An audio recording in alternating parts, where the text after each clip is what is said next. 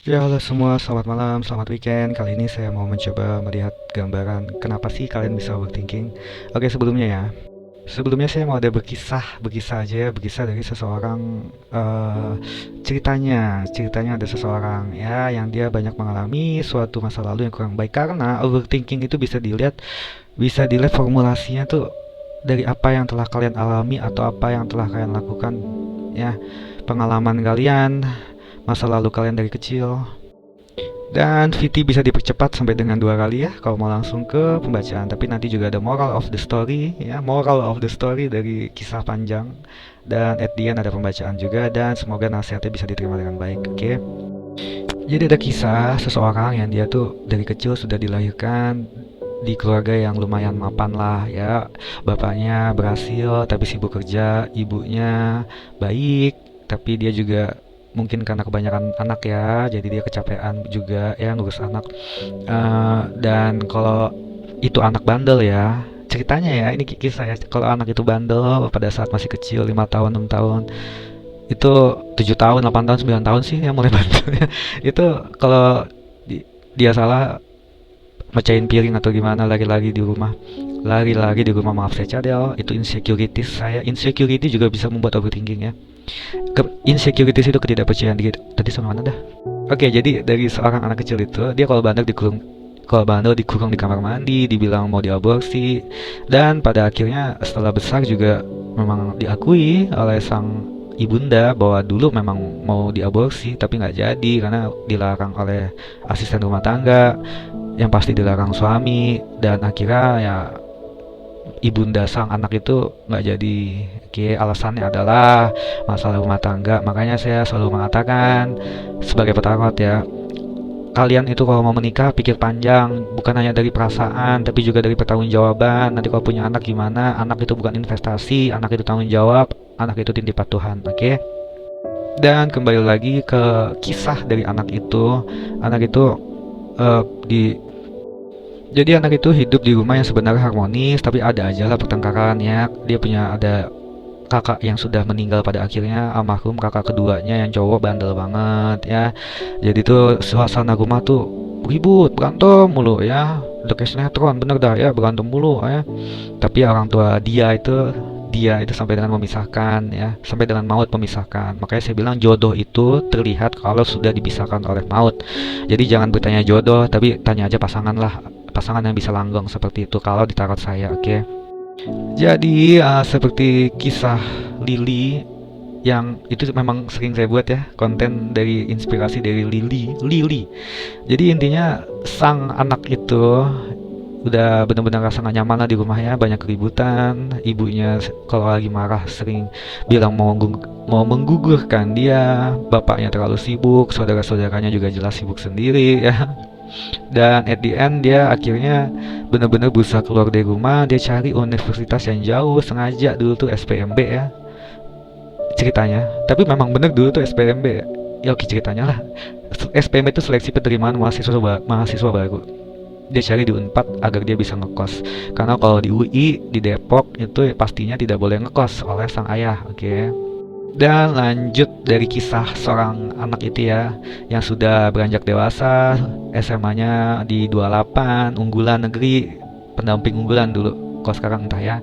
Dan ceritanya juga dia tuh udah masuk Universitas Pajajaran di Bandung. Sebenarnya udah masuk Jatinangor, tapi masih 022, oke. Lalu dia di situ di hubungan internasional Universitas Pajajaran, masuk tahun 2003. Di tahun 2007 dia kena bradycardia. Bradycardia itu adalah penyakit jantung bawaan. Jadi kalau dia ingat dari kata dokternya, dapetnya dari mana sih? Bawaan itu bukan bawaan dari orang tua, tapi bawaan layaknya kamu punya HP garansi 2 tahun. Nah, anak itu garansi 22 tahun ya. Begitu menginjak usia 22 tahun, jantungnya harus pakai baterai. Itu namanya total AV block. Jadi yang membuat jantung kita berdenyut itu ada AV node yang mengirimkan sinyal listrik ke ventricle, maka tercipta denyutan sempurna. Tapi yang membuat total AV block ada hambatan. Hambatan itu nggak bisa dijelasin oleh dokter, mungkin karena kemampuan dokter itu dengan sang anak berbeda ya.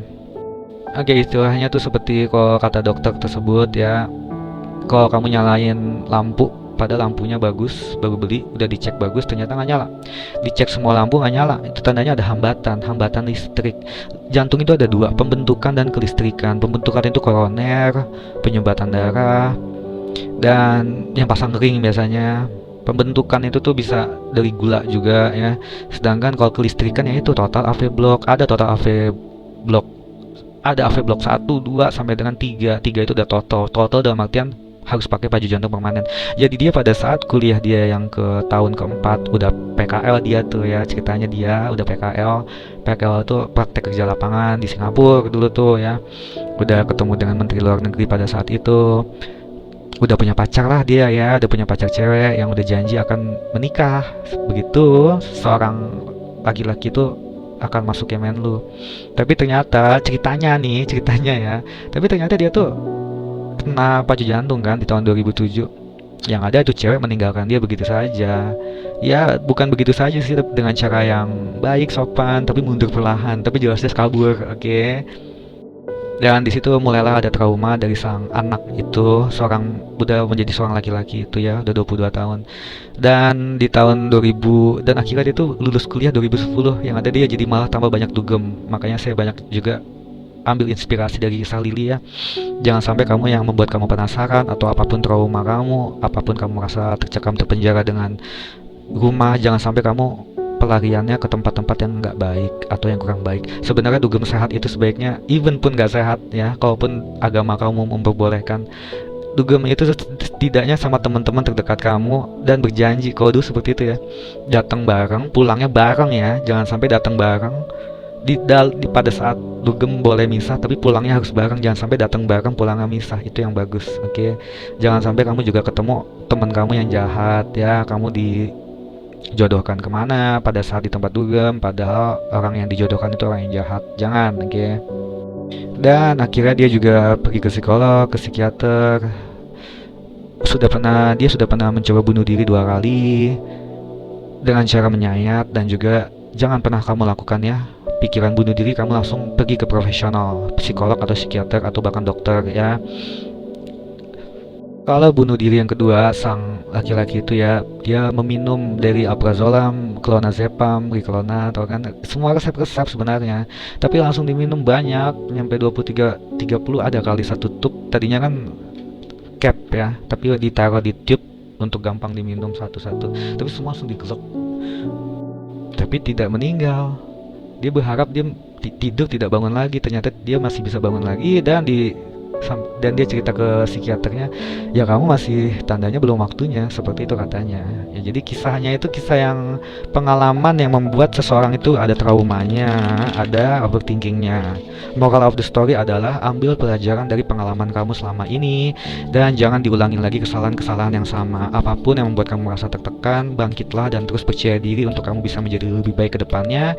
Pembacaan singkat aja langsung ya. The Tower, keruntuhan kegagalan yang membuat kamu merasa overthinking. Ini personifikasi nggak kepake karena buat cewek dan cowok juga. Sudah hampir 10 menit di sini. Oke, ini masih ada harapan untuk kamu. Dunia masih bisa kamu miliki, dunia yang kamu inginkan, indahnya dunia yang ingin kamu miliki masih bisa kamu inginkan. Tanamkan itu supaya overthinking kamu tidak berlebihan lagi, oke? Dan harus ada pengorbanan demi mendapatkan hal yang baik itu. Oke, terima kasih.